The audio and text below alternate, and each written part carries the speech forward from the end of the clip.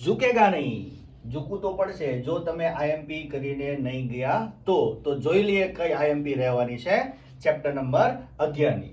Chapter number 11 વિકિરણ અને દ્રવ્યની દ્વૈત પ્રકૃતિ, જેની બ્લુપ્રિન્ટ રહેવાની છે 5 માર્ક્સના એમસીક્યુ, 2 માર્ક્સનો એક સવાલ દાખલો, 3 માર્ક્સનો સવાલ અથવા તો દાખલો, ટોટલ 10 માર્ક્સનો આ ચેપ્ટર છે.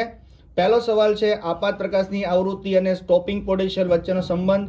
બીજો, ધાતુમાંથી ઇલેક્ટ્રોનના ઉત્સર્જન માટેનું ધાતુનું વર્ક ફંક્શન સમજાવો. ત્રીજો, ધાતુમાંથી ઇલેક્ટ્રોનનું ઉત્સર્જન મેળવવાની રીતો સમજાવો. ચોથો સવાલ, ફોટો ઇલેક્ટ્રિક અસરની લાક્ષણિકતાઓ જણાવો.